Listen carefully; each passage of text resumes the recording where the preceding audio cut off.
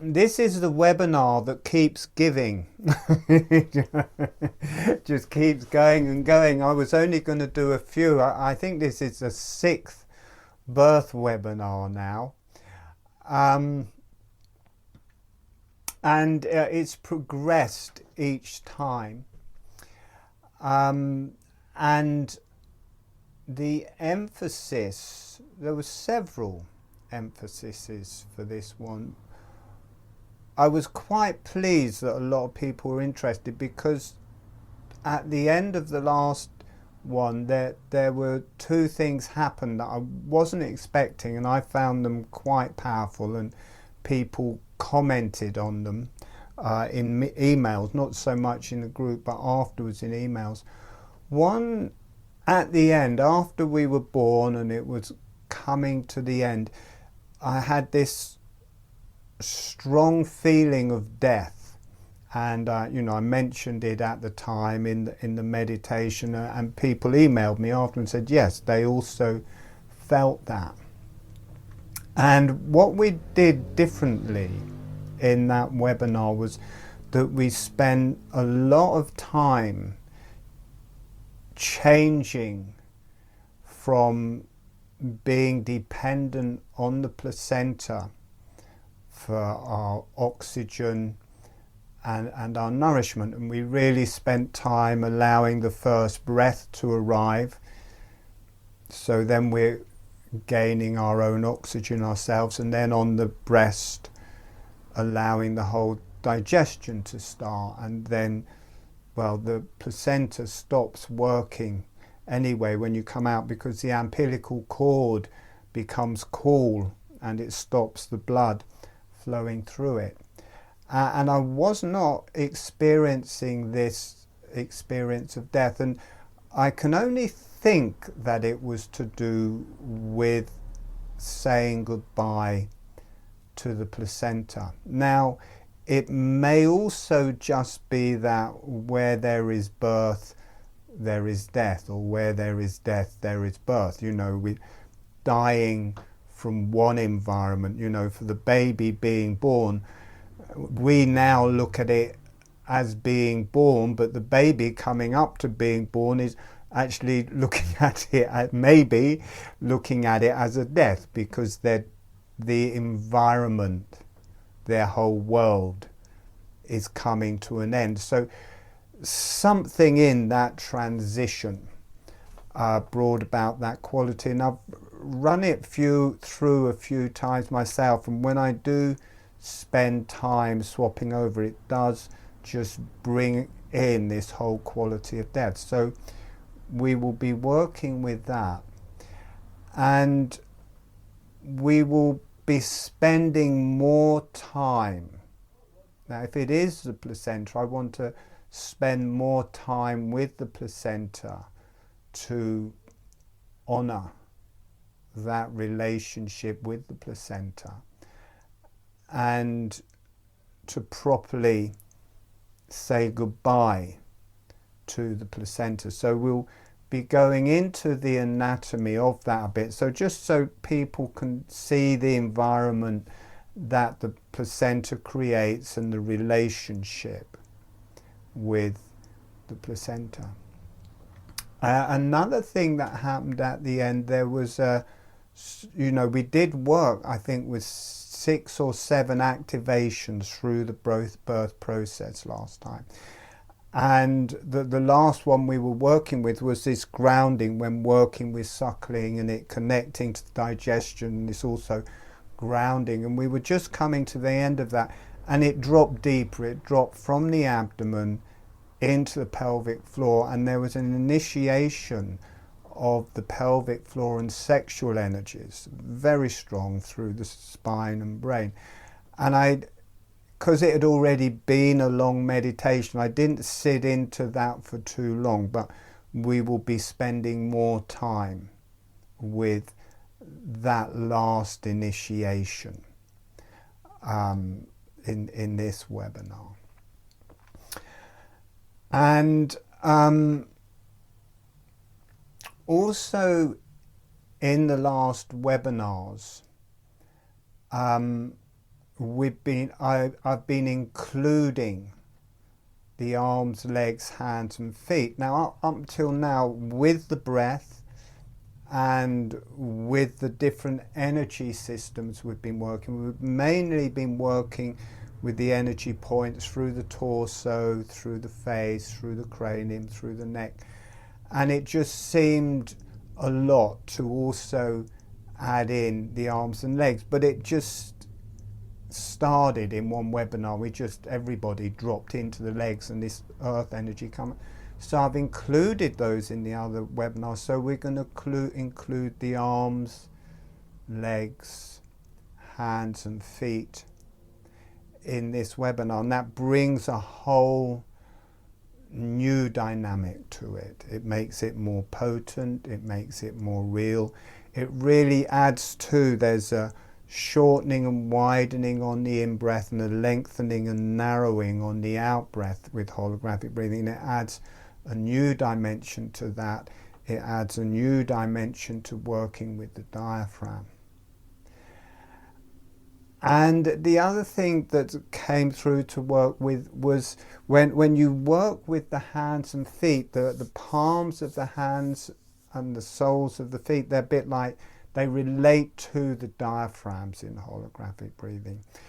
And they give a wonderful access to the cervix, which is also a diaphragm. It's a kind of like there is a hole in it and it does open, but it's basically a diaphragm between the vagina and the uterus. It's the joint, and it breathes like a diaphragm, and connecting through the hands, feet, arms and legs gives a wonderful way to work with that. So I'm bringing in I never really realized till I start talking about it, but we're bringing in a shed load of new aspects.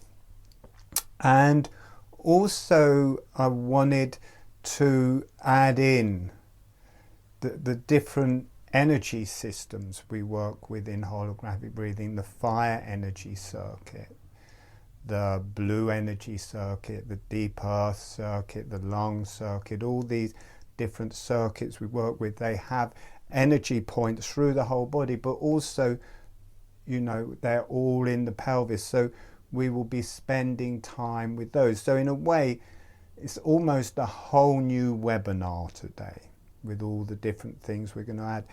And doing it myself, I can just do that, but talking about it, I'm kind of realizing that is going to be a lot for people. So we won't go into it in a huge amount of depth. We will do as much as we can, and I'll bring to the surface the most poignant things where it seems to be going. So first of all, from those topics, I'll talk a little bit about the placenta so people can get an idea of that. Now, my image before I actually looked into the anatomy of the placenta, which was about 4 or 5 years ago, I was running some groups on it, was that somehow we're just receiving the blood from the mother almost directly. I knew the placenta was kind of a filter or something, but it felt like, you're receiving the mother's blood.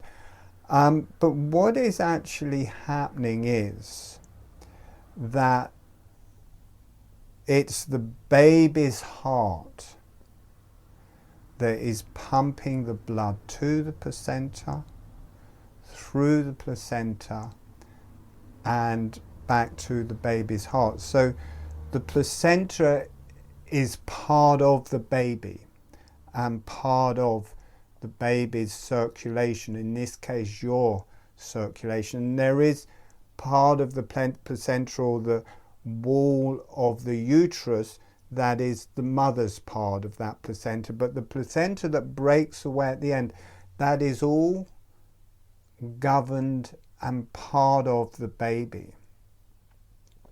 and it's big, you know, it's quite a big thing, and it extends. So it creates an environment where you as the baby have a certain amount of space. It's not, oh, you're getting blood from the mother, you're in the womb from the mother, so you're surrounded by the mother.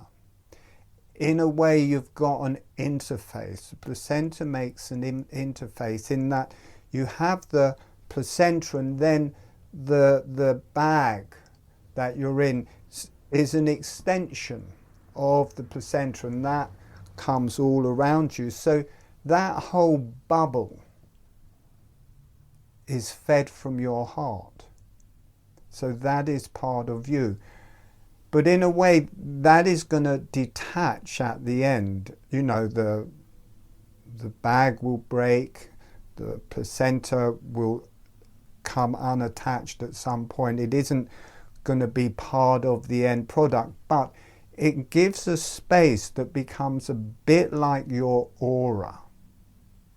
It creates a space around you that is yours within the environment of the mother. So even when you're in the womb, you do have your own space, you do have an auric field to it, and it is your blood pumping back and forth through all of that. And the mother's blood does come to that, and the capillaries open, and there's a space, and there's a membrane basically between two, and what is necessary for the baby comes through that, and what the baby is eliminating goes out through that. And I guess that the baby's blood will need different things than the mother's does. The mother is becoming a mother, and all the hormones that are involved in that are happening for the mother.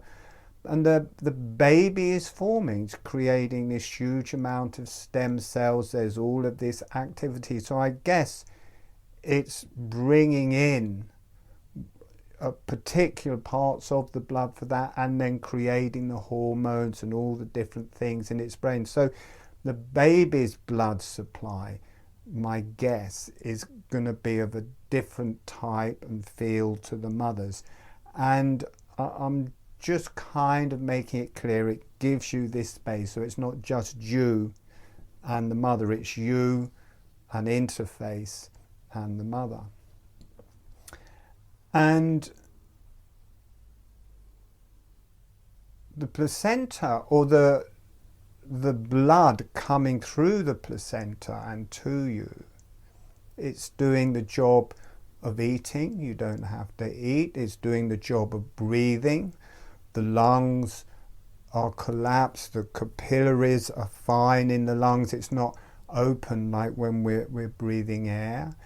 The organs, they may start working little bit by little bit as the baby goes along, but to start off with, all of that is the mother's blood coming to the placenta and then feeding you. So in a way, the placenta is providing all of that. So it's a bit like all of your organs and your lungs. So to that extent, it is part of you. What it doesn't have nerves. Your nervous system does not extend into the placenta. It doesn't have bones. I don't think it has muscles. But I think when you leave, you've been so dependent on that. It's kind of so, in the same way as all of your organs and your lungs are part of you, you wouldn't want to lose them all of a sudden, or you would be a parting to change from that to something else. It is a death in a way. It is losing a friend at the very least. So we will start off with, rather than just going straight into birth, we'll just start off being in the womb with the placenta. And then when the bag breaks, then we'll more move into birth. And we're working with quite a lot, but we'll just be aware of the placenta in the background and see what transpires with that. We'll also, let's just get a couple of balloons. 1 minute. So, in birth, well, in holographic breathing, there's a similar thing that happens in cranial osteopathy or cranial sacral therapy. In that, on the in-breath, there's a general shortening of the whole body and an expansion. And then on the out-breath, there's a general lengthening of the body and a narrowing. And this is normally edited out. Normally the contraction of the breath or the shortening of the muscles is edited out of our experience of breathing. But in holographic breathing you can come in contact with that, and it's fairly easy to feel this contraction through the body that is causing the expansion. And then this lengthening and relaxation that is allowing it to narrow. Now, with our lungs, they expand in all directions. So within the lungs themselves, there is an experience of the breath opening in all directions. But that is not so in the rest of the body. In the abdomen is sealed. And for the abdomen to expand, you've got the diaphragm on the top and the pelvic floor at the bottom. There's a contraction, top to bottom, breathing in. And that causes the expansion laterally in all directions. Breathing out, it lengthens, the muscles relax and it lengthens, and the abdomen narrows and comes in. So there's a breathing in, breathing out, breathing in, breathing out, and that gives a very different quality of the breath. It gives a very different quality just feeling everything expand. And then it's the same in the brain. Breathing in, breathing out, breathing in, breathing out. It's the same through all of the muscles of the spine. Sorry, I wasn't expecting to use this today. Hopefully it will work. So here we have the spine. Oh, have I lost one? I think I might have lost a thingy. Never mind. One of the little dooblies has fallen off the top, but hopefully it will work.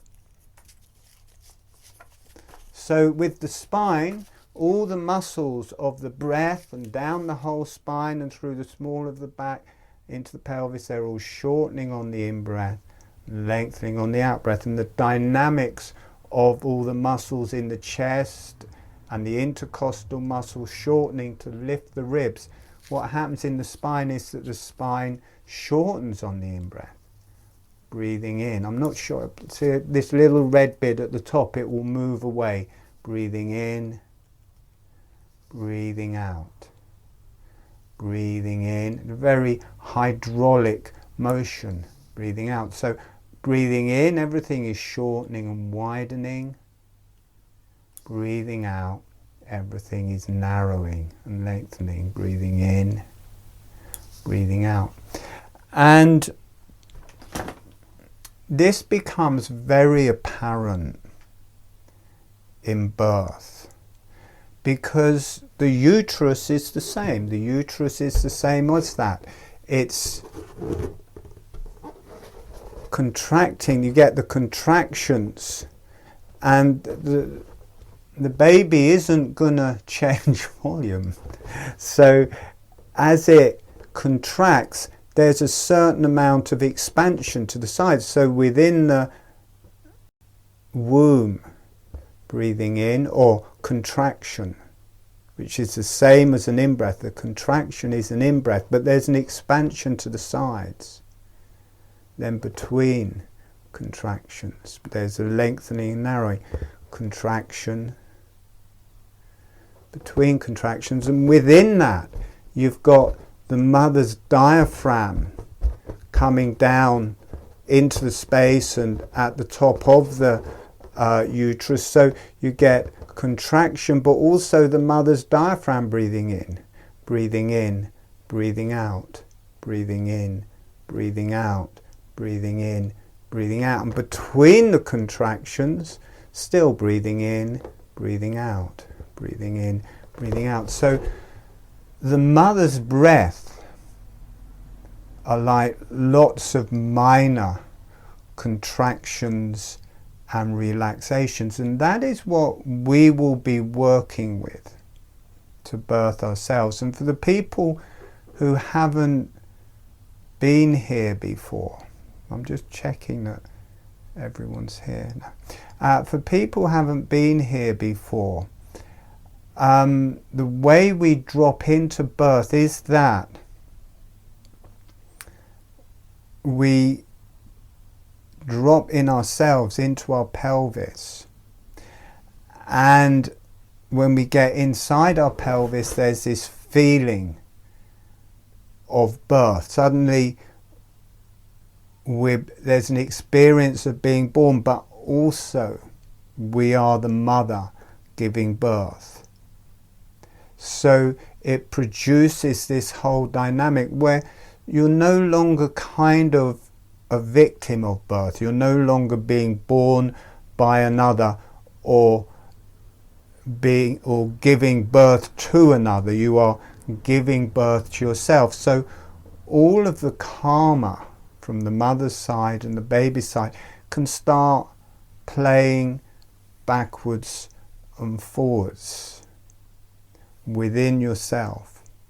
So that's how we work with it. And also the movements of the breath align.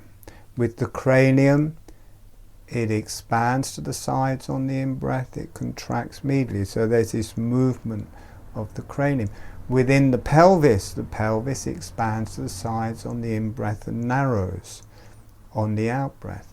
The cranium shortens front to back on the in-breath and lengthens front to back on the out-breath. The same in the pelvis, breathing in, breathing out, breathing in. So as the baby drop down into the pelvis, the breathing motion of the cranium matches the breathing motion of the pelvis, and they exemplify each other. They kind of magnify that movement. And within ourselves as a person, the breathing motion of the pelvis is always mirroring the motion of the cranium. So it brings lots of different things together.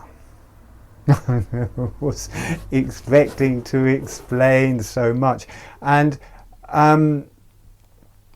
there are many other videos where I have just made the lecture part of this free, where I've gone into the anatomy of those different subjects in much more detail. But as we're quite a long way down the line and we're just doing it all together, I'm not going to go into it depth, but I will make a list of all of those lectures and send them out to people, so that if you want to look at that in more depth, the movement and the different things, you can. So on top of that, these different things, we're going to work with the different energies of the pelvis. Now I'm going to mention some of the ones we're going to work with. You don't have to remember this. I will be mentioning them while we go through the guided meditation. The deep earth energies, which are a lot to do with the liver and pancreas, gallbladder, are the sit bones. The baby's head is coming down through the sit bones. So it's the bottom of the sit bones relate to the deep earth energies in the pelvis. They also relate to all different places through the whole body, but in the pelvis, then the sit bones. The fire energies, which relates to the ovaries, testes, uterus and prostate, which obviously the baby, or you as the baby, is in the uterus, is more to do with the pubic arch and also the start of the wings of the pelvis. Again, don't try to remember this. I will mention them as we go through. I'm just giving you a picture. What we go into it to start off with is this sideways motion, which is to do with the lungs, which are the sides of the pelvis, or the sides of the wings of the pelvis here, and also the rectum. Then the blue energies, which is more the vagina, the penis and the urethra, that is this inner, I wonder if I can put this in a way you can see it, this inner circle around here, that rim there to there, and from here to here.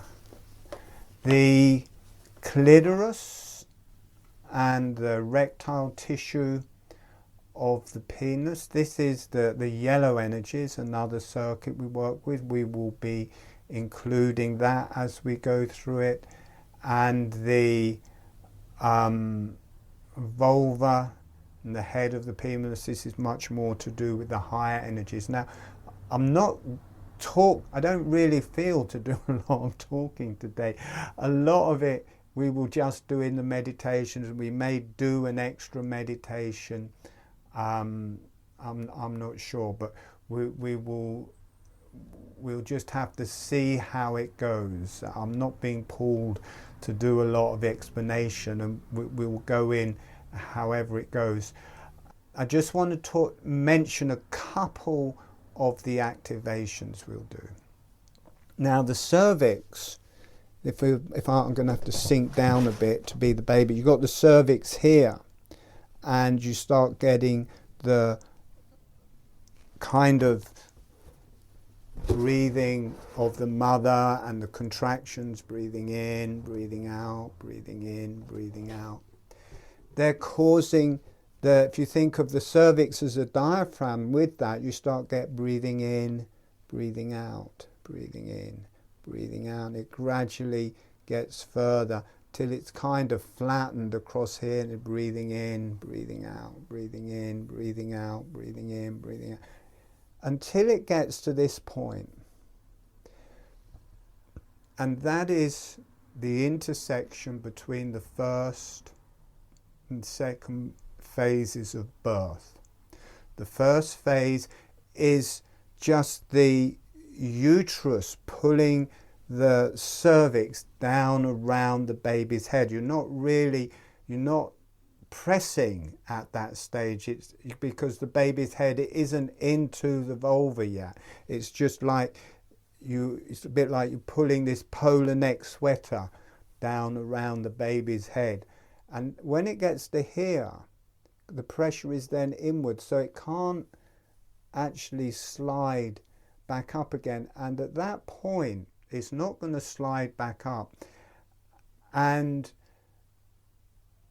it changes from endorphin based, which is all the painkillers, to adrenaline based, because when you go through that and the baby's head comes into the vagina and the vulva here, then is the time to push.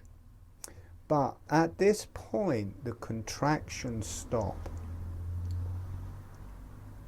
And there's this deep quietness. And as the hormones change one from the other, there is this kind of ecstatic, euphoric type feeling. Now that is in real birth. You do feel that in this, But more so, what you feel in this is the energetic initiation that takes place in that pause between the two halves. So this is important. I can feel the energies kicking in. They weren't really kicking in while I was explaining that, but they are kicking in now. So this pause is important. It's an initiation. In that time, the pelvic floor starts igniting, the kundalini rises, and it initiates through the third eye and the hypothalamus area, through that area. So in that waiting, there is that initiation, and we'll be sitting there into that initiation and let that fully take its time. And in normal births, I know a lot of kind of more holistic midwives will, notice that space and really get the mother to sit into that space, but quite often that may be rushed through. And in our initial births, that may have been rushed through. So we're going to spend time to really sit into that initiation. And that will have transformating effects through our brain, through our nervous system, through our whole body, what we may have missed in birth, we can get now. And it's also it's also a spiritual thing. It is the kundalini. It is a spiritual activation. It's not just, the baby's going to be healthy and everything's going to work. It is connecting spiritually.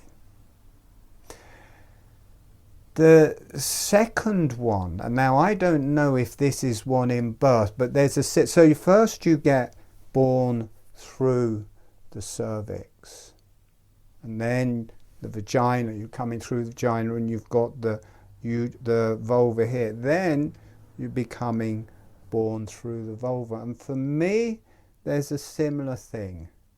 When the vulva is around this area, that is a very good time to wait. And there's an initiation. Whether that's in actual birth, I don't know, but there's an initiation through that time. It ignites the crown chakra. It just ignites through the whole body, the brain, the arms and legs, the spine, the kundalini. It's not the same as the first one. The first one is very much getting the hypothalamus going. This is more the brain, the arms and legs. And then you're coming out through your own pelvis, and you end up, the head is out, but the shoulders are still in. So the contractions and the mother's breathing is no longer shortening to the top of the head, it's shortening to the shoulders. And what that shortening and lengthening does there, it activates the lungs. So we'll spend a bit of time with that, allowing the lungs to activate. And we have to turn there. As we come down, as the baby, to start off with, pelvis is just it's completely, it's a it's that, there was you had the either one, you could have a solid one. I thought, no, I want one that's moved, but I didn't expect it to move quite as much as it does. The baby's face is, you're backwards. The face is into the sacrum, the back of the head is into the pubic arch. So you're facing back, you've kind of gone down and you're facing towards your own sacrum here. And then the head, the back of the head is coming out here. So this is the back of the head, and the face is rotating around the curve of the sacrum. The back of the head comes out here. But that means the shoulders are sideways here, and they can't get out because of the sit bones. And what happens, the head comes out here, then you spend time turning to one side or the other, so you're facing out towards either one leg or the other, and then the head is at the side, and that means that the shoulder can drop under. You see this V shape? That gives the space for that shoulder to drop out. Normally the midwife will kind of pull the baby's head down a bit just to allow that shoulder to drop out that way, and then you've got the one from the sacrum which lift the head this way and it brings that shoulder out. And then the baby, after the shoulder's out, the baby will just slide out really easy. There's nothing to stop the baby now or yourself being born out of your own pelvis. And when you come out, you've got the umbilical cord to the placenta. And as that gets cold, the gel in the umbilical cord goes solid, and that stops the blood flow to and from the placenta. So suddenly you're not getting any oxygen, you're not getting any food, you're not getting any oxygen. This is probably quite a hairy moment for the baby. He's kind of building up carbon dioxide in its body. But also before that time, you've got this pressure around the whole torso. You've got the pressure of the womb and everything, and you're outside, and suddenly the pressure is released and there's this impetus, and you suddenly get and you take the first breaths. And as you do that, the lungs start opening, the fluid may come out of the lungs, and all the blood capillaries in the lungs open, and you get this whole complete change of your anatomy. You're moving away. This is the death of your previous environment. This is the death of your life in the womb. This is the death of your friendship with the placenta. Everything you've needed has been coming from that placenta ever since you've known anything. And suddenly it's not there, and suddenly you're getting the oxygen, and there's a different quality to it. I don't know why there's a different quality, but when you suddenly breathing, it really, you can feel that oxygen driving through the brain. It may be just that there's quite a lot of build-up of carbon dioxide before you take that first breath, but definitely as you take that first breath, it just really pours through the brain, activates out, or just the prana. Maybe it's just the prana aspect of breathing your own breath. There's this energy, initiation of the lungs. Again, really important initiation. You know, my generation, we didn't get to sit and relax. We got a good whack on the backside to actually breathe in. Not like, oh, we'll relax and take our first breath in a deep, relaxed way. We took our first breath in trauma. So you'll be there on the mother's side. There's no need to start going up to the breast or anything like that at that stage. You initiate the lungs. You get used to that initiation. This is another initiation, and rather being rushed away to be washed, have your umbilical cord cut, try to be put on the breast, we're just going to wait there and take the initiation of the breath. And we will be there until that is comfortable and finished. Then after that, we come up to the breast, and the baby will start making its own way. The mother can help it. Not a big rush for food, it's okay. And then breastfeeding is like a subtle form of holographic breathing. No, holographic breathing is like a subtle form of breastfeeding, it's that way around. And that starts all this intrinsic movement of the bones so they can realign, of the breath through the spine, the breath through the pelvis, the breath through the arms and legs. I can see some people passing out. There is the whole initiation of birth. There is also the channels that come through when I work and quite a lot of time people are passing out and going to sleep. Don't fight it too hard. It's really fine to drop in and out of consciousness. It's not a problem. Holographic breathing's always been like that. Maybe just my voice, I don't know, but it does seem like the energies that come through as it goes through people's brain just knocks them out. But when we come on the breast, then you've got the nutriments coming through, and that's coming into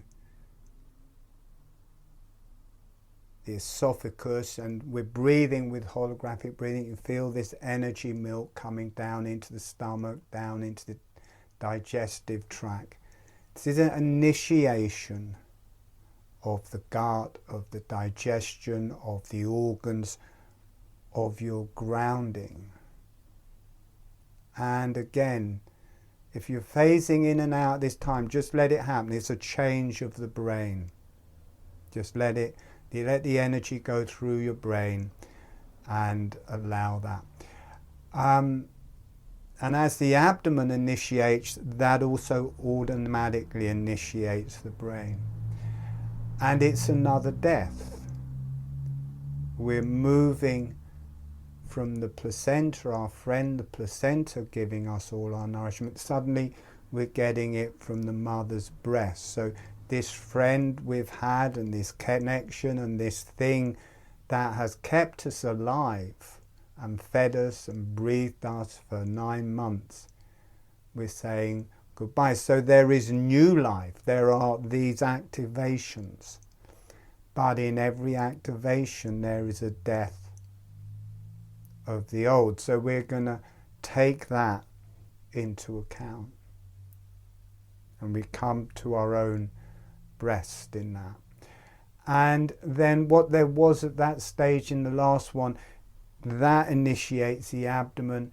It dropped down into the pelvic floor, the genitalia, the sit bones, and there was just another kundalini initiation from the pelvic floor to the top of the head. So we will spend time sitting into that as well. And I may have missed out some initiations. I've just gone under my own steam with this. When we started, I didn't know there were any initiations, and one just happened on its, well, several just happened on their own. And a midwife lady said, no, you're right, there are different things at that stage. We'll definitely include the hands and feet and arms. And what there is, that is just fantastic. And I'm sure because mothers have used holographic breathing in birth, and most say just almost completely takes the pain of birth away just for normal birth. But what there is in holographic breathing with the hands and feet, it's like breathing in, breathing out. And you say this same pouring that animals and babies do with the hands and feet aligns with the breath in holographic breathing. So we'll be doing that within the birth. And it's really great. As you do that, you feel it working through all the diaphragms, and you can connect it to the cervix. That's like the cervix, the same as the hands and feet opening, cervix opening, cervix closing. It's more from the feet. The feet do it more than the arms, but it's like breathing in, the cervix is spreading, breathing out, cupping. And that's the same as all of the diaphragms, the ones this way up, breathing in, breathing out, breathing in, breathing out. And then the underside of the cranium and also the pelvic floor. People say that the pelvic floor drops on the in-breath. For me, not. For me, these come together on the in-breath and apart on the second. And at the very least, the pelvic floor holds against the diaphragm dropping, and that also aligns with this shortening top to bottom. And also when you're breathing with the cervix or the diaphragm there, the cervix, you're breathing with the pelvic floor at the same time. They're both opening, and both diaphragms breathing in, breathing out, breathing in, breathing out. All right, so we'll be including this pouring of the hands and feet in this. So breathing in, hands and feet opening, just very subtly breathing in, breathing out, breathing in, breathing out. And you'll feel that activating through your whole body. But the same way as babies do it, I think if mothers did that through their birth, I haven't taught mothers to do that through their birth, but I think if they did, really would help the whole thing.